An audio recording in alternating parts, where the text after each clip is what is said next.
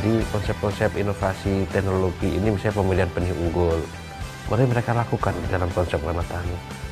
Agroforestry tidak akan kalah bersaing dengan tanaman yang ditekuni, yang disenangi oleh masyarakat. Petani penghasilannya juga sangat bagus, dan yang saya rasakan juga bisa menghidupi anak istri saya.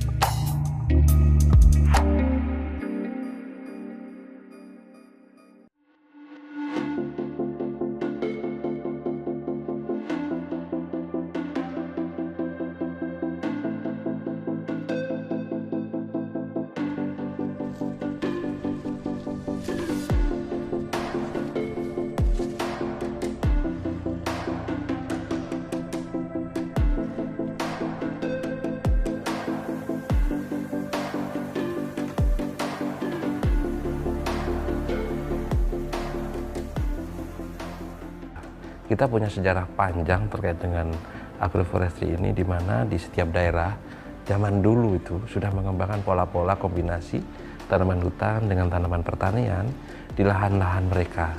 Kalau di Jawa Barat kita mengenal ada nama sistem talun, kemudian di Jawa kita sistem tanaman campuran di halaman rumah.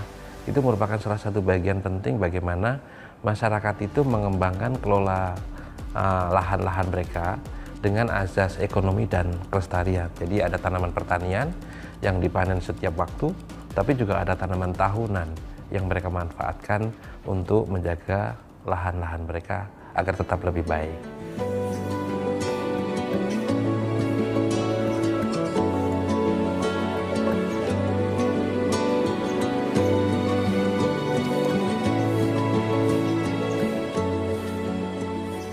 Program perhutanan sosial ini merupakan salah satu program strategis nasional. Kita memberikan akses kelola kepada masyarakat untuk memanfaatkan hutan. Jadi masyarakat bisa mengembangkan akses kelola ini untuk budidaya di dalam tegakan. Misalnya mereka memanfaatkan kawasan ini dengan menanam tanaman pertanian dengan kombinasi tanaman-tanaman kehutanan.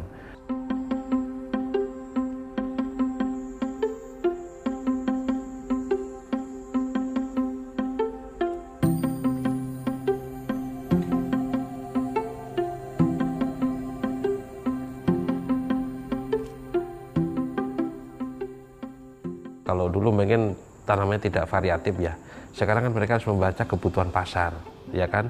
Jadi konsep-konsep inovasi teknologi ini misalnya pemilihan benih unggul, mari mereka lakukan di dalam konsep Wanatani. Jadi kalau dulu kan tanaman asalan ditanam nih, sehingga produktivitasnya rendah. Sekarang dengan konsep-konsep ini mereka menggunakan benih unggul apokat misalnya, benih unggul tanaman padi dan sebagainya. Tentu ini akan memberikan ruang bagaimana pendapatan masyarakat akan terus meningkat. Dan pola-pola Wanatani juga bisa dikembangkan terus sesuai dengan lokasi dan tapak mereka.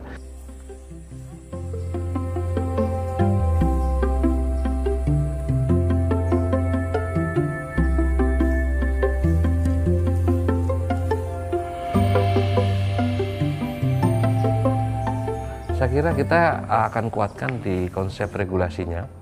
Ada beberapa regulasi yang sudah kita keluarkan, misalnya di P9, di P4, kemudian beberapa regulasi lainnya termasuk pedoman-pedoman untuk Wanatani. Kemudian dari sisi implementasi, kita punya stimulus-stimulus untuk bantuan kepada petani. Ada Bank Pesona misalnya, ya, pengembangan alat ekonomi produktif kepada petani.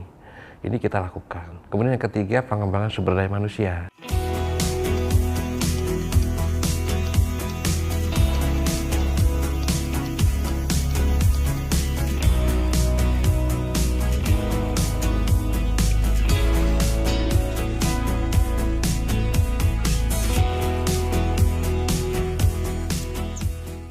Jadi ada kriteria-kriteria, namanya adalah unsur dari kesesuaian lahan, Mbak, begitu. Nah, yang kedua tadi pertama produktivitas, yang kedua adalah sustainabilitas. Dalam agroforestry ada sustainabilitas. Artinya apa? ketika dipadukan, dicampurkan ada tanaman pertanian dan kehutanan, itu harus dua-duanya saling menguntungkan, gitu ya. Jangan sampai saling mematikan. Nah, ketiga adalah adaptabilitas. Jadi teknologi agroforestry harus dapat mudah bagi masyarakat.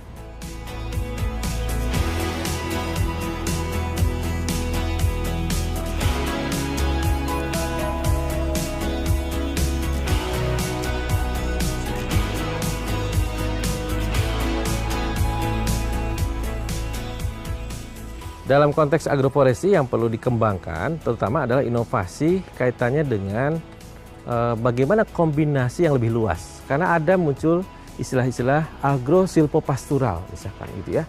Itu apa? Model integrasi antara kehutanan, pertanian, dan peternakan di situ. Jadi ada ternak di kawasan hutan.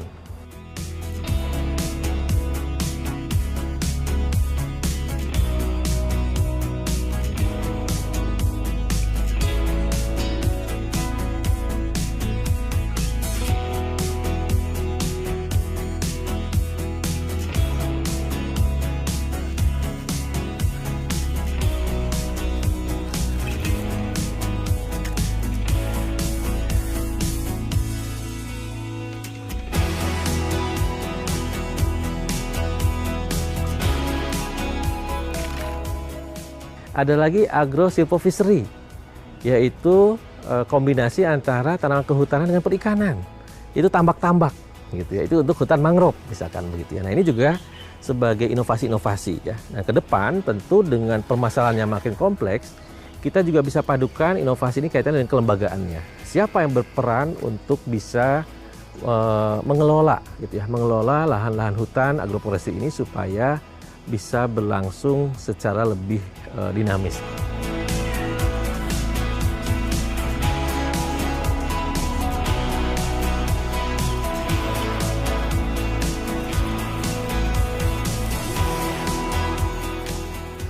Perlu ada klaster-klaster pemanfaatan agroforestry yang terintegrasi. Itulah perlu dibangun kelompok-kelompok masyarakat. Dengan berkelompok, maka akan banyak inisiatif-inisiatif yang bisa kita kembangkan. Salah satunya adalah integrasi produk, integrasi saluran pemasaran, dan juga integrasi dalam memproduksi.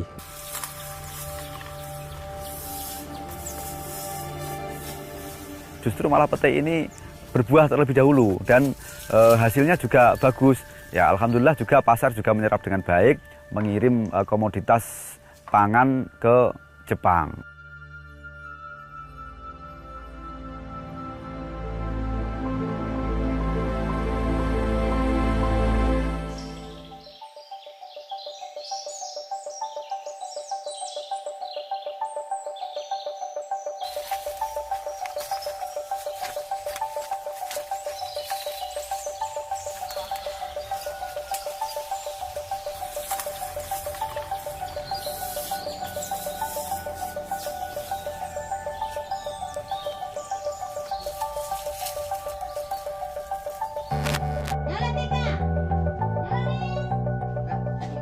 Ya, perkenalkan, nama saya Mas Lam, usia saya 37 tahun, pekerjaan sehari-hari saya sebagai petani. 7 tahun yang lalu saya merantau di kota, saya kerja di sebuah PT, perusahaan kontraktor mekanik elektrik, Pak. Saya di Jakarta, di Bandung pernah, di Surabaya juga pernah. Sampai di luar Jawa juga pernah. Sekitar 7 tahun yang lalu, Mbak, saya mulai bertani. Dulu saya merantau di kota, tapi setelah menikah saya pengen kumpul sama keluarga di rumah, memutuskan untuk bertani. Setelah di kampung halaman saya juga pastinya senang sekali bisa tiap hari bisa sama anak istri di rumah. Terus saya juga dapat penghasilan dari pekerjaan saya sebagai petani gitu, Mbak. Penghasilan saya sebagai petani buat menghidupi anak istri untuk sehari-hari saya rasa cukup, Mbak.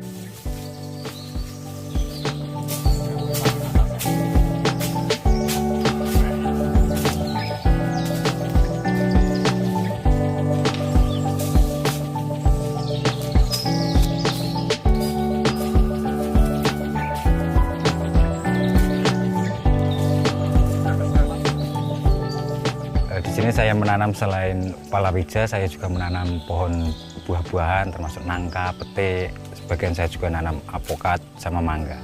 Saya menanam nangka karena nangka itu tidak kenal musim, Mbak. Nilai ekonominya juga tinggi, gitu. Termasuk pete kayak gitu. Kalau pete gitu kan ada sebagian juga yang tidak musiman, jadi untuk kebutuhan sehari bisa nutup, Pak, kalau itu. Menjadi kendala petani karena struktur tanah kami di sini itu kan pegunungan, jadi kalau akses airnya itu susah untuk perawatan kalau musim kemarau. Petani penghasilannya juga sangat bagus, dan yang saya rasakan juga bisa menghidupi anak istri saya buat sehari-hari, dan saya kira juga masih ada lebihnya.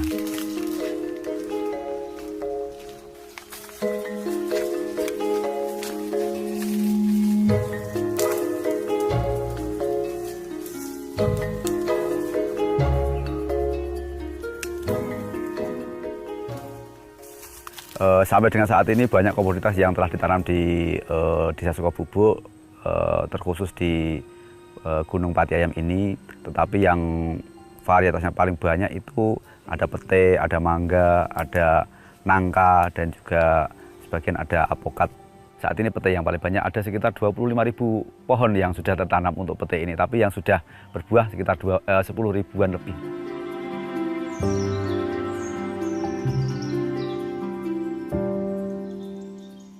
Tanaman tersebut selain daripada bisa menghijaukan area Pati Ayam yang gundul ini, juga secara ekonomis itu bisa meningkatkan ekonomi masyarakat yang selama ini mereka hanya menanam palawija, menanam empon-empon, tetapi dengan tanaman buah-buahan ini mereka ada filosofi tersendiri, yaitu mereka menanam nanti akan memanen, dan secara ekonomis baik pete maupun nangka dan juga mangga saat ini harganya bagus.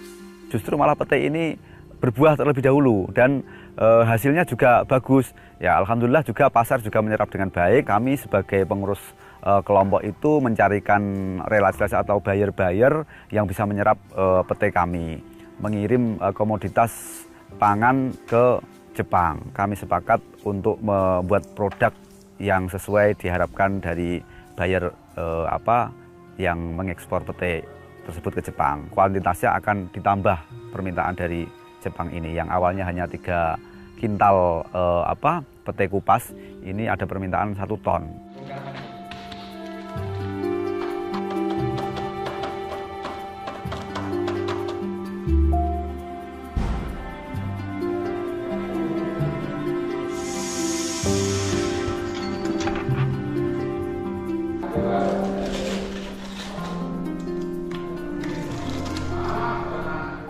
Wilayah yang seluas 1.300 hektar ini tentu akan berat ya kalau tidak ada support dari pemerintah. Dalam hal ini kita membuat persemaian sendiri, tetapi anggaran dari BPDAS. Ada juga yang berupa RHL atau rehabilitasi hutan dan lahan, ini kami juga disupport kemarin 100 hektar dari BPDAS.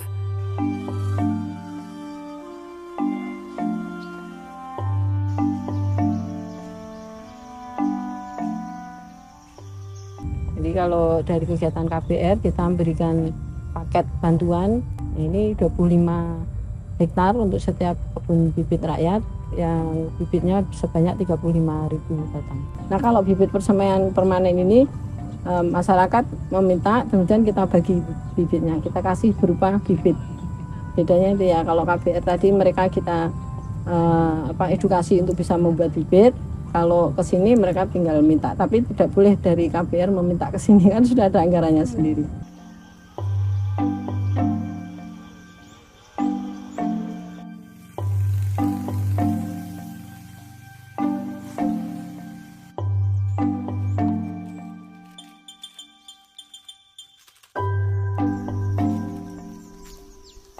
Masyarakat itu membuat proposal, mengajukan permohonan kepada kami, kemudian kita akan memberikan sesuai ketersediaan jenis, jumlah, dan juga ketersediaan lokasi yang mereka usulkan, sehingga bibit itu benar-benar ditanam. Kemudian kalau untuk perorangan itu bisa langsung menuju ke persemaian dengan membawa fotokopi atau menyampaikan KTP, menunjukkan KTP-nya, nanti kita akan memberikan bibit gratis maksimal 25 batang per orang. Dan dengan catatan ya harus ditanam, jadi mereka nanti masuk ke dalam grup sehingga kita bisa memantau di mana bibit-bibit itu akan ditanam.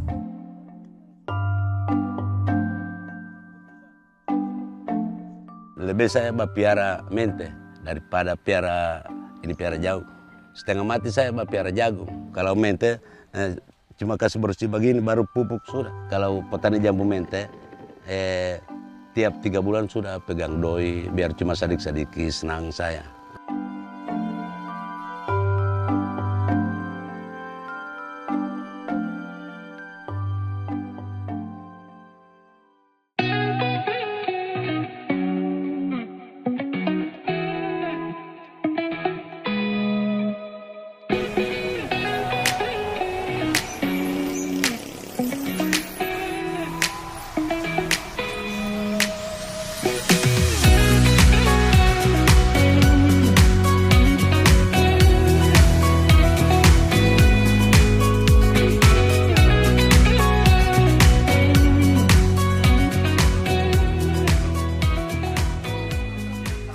Nama saya Burhan Kelly, umur 62 tahun, pekerjaan petani. Kalau saya mulai bertani, usia saya 30-an, umur saya itu, mulai saya bertani. Pertama itu masih jagung semua itu. Saya mulai nanam jambu mente dari tahun 2020 akhir 2021 serentak itu.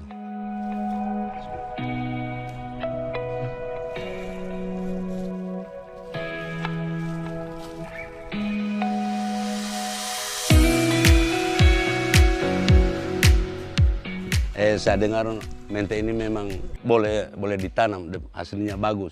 Nah, baru ada dari pihak Bappedas yang kehutanan sudah ada bibit dorang sediakan itu. Terima kasih banyak atas bantuan dari Bappedas untuk KPH sudah membantu kami untuk tanam mente. Lebih saya piara mente daripada piara jagung. Setengah mati saya piara jagung. Kalau mente cuma kasih bersih begini baru pupuk sudah. Saya sampai senang itu jadi petani. Kalau petani jambu mente tiap 3 bulan sudah pegang doi, biar cuma sedikit senang saya. Sudah ada untuk ongkos tiap hari untuk makan di rumah.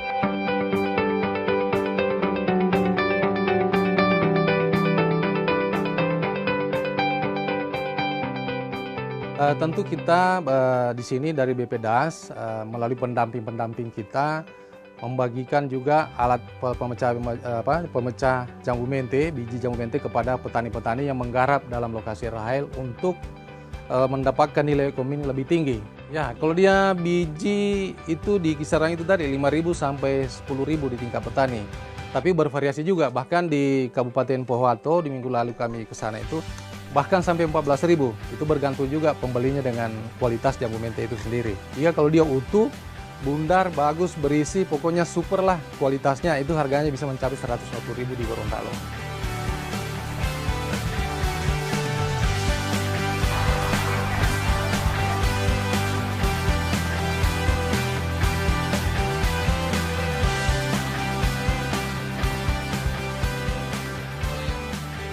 Kita sudah menghasilkan beberapa produk-produk yang kita sudah pasarkan bersama dengan membuat kue dari jambu mente ini bahannya.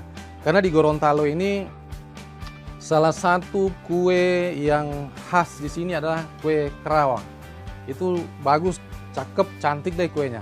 Nah, kami inovasi dengan ide bahwa coba ditempelin di kuenya itu dengan biji mente yang bagus sehingga nilainya bisa bervariasi sehingga nilai ekonominya bisa meningkat. Nah, itu menjadi ciri khas kita juga di Rahel.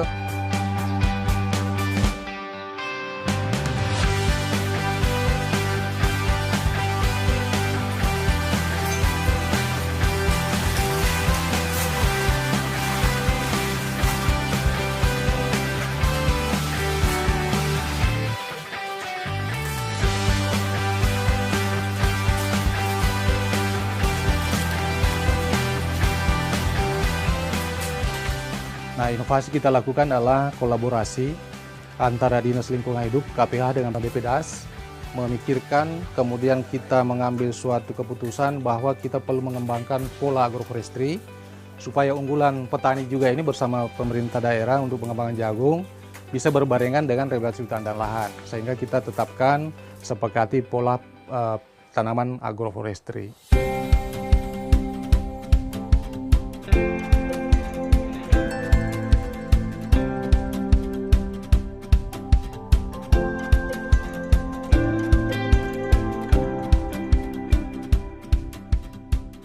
Pendekatan ke kelompok-kelompok binaan dan akan membuktikan ke masyarakat bahwasanya agroforestry tidak akan kalah bersaing dengan tanaman yang ditekuni, yang disenangi oleh masyarakat Gorontalo. Tentu kami harus mensupport masyarakat menyediakan pasar, harus mensupport hasil kebunnya kelompok tani itu dari hasil agroforestry itu untuk kami carikan pasarnya.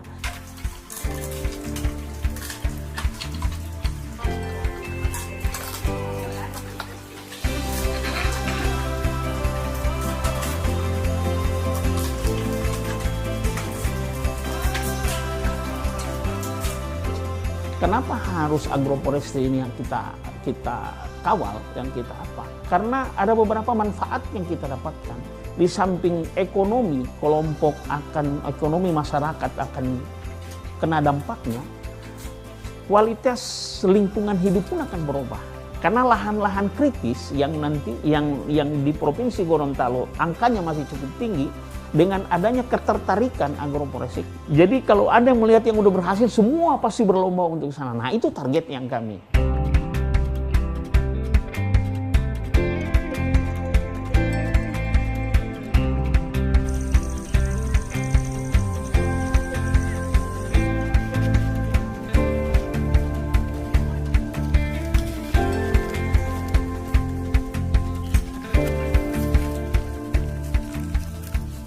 Kita khususnya selalu berkolaborasi dengan teman-teman BPDAS, sehingga itu nampak di sini BPDAS mengintervensi kegiatan yang di dalam kawasan, dan khususnya Dinas Lingkungan Hidup dan Kehutanan mengintervensi kawasan yang di luar kawasan hutan.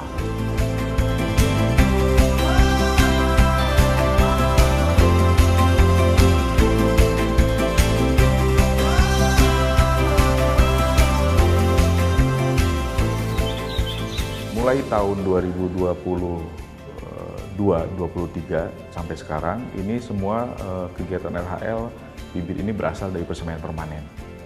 Selain itu juga, selain untuk kegiatan RHL, bibit-bibit persemaian kami pun dibagikan secara gratis kepada masyarakat yang membutuhkan di sini. Termasuk baik itu perorangan, kelompok, maupun instansi. Di BPDAS Bone Bolango ini ada satu persemaian permanen, namanya persemaian permanen Toidito, yang berlokasi di Kabupaten Gorontalo, dan distribusi bibit yang sudah kami lakukan ke 5 kabupaten 1 kota yang ada di Provinsi Gorontalo, dan ini semuanya sudah tersebar hampir merata.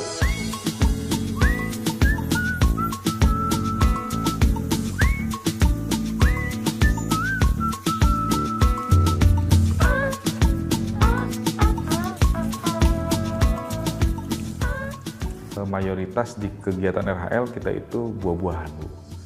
Jadi hampir karena mungkin mereka menganggap buah-buahan lebih memberikan manfaat jangka menengah dan juga jangka panjang nantinya, dan kami kombinasikan dengan kayu-kayuan. Nah, kayu-kayuan ini mungkin sebagai fungsi ekologis dan juga fungsi penahan erosi dan sedimentasi, termasuk yang tanaman buah-buahan itu sendiri. Tapi mayoritas dominan minat mereka ke buah-buahan. Jadi RHL itu pasti akan memberikan manfaat secara ekonomi, ekologis, dan juga ekonominya.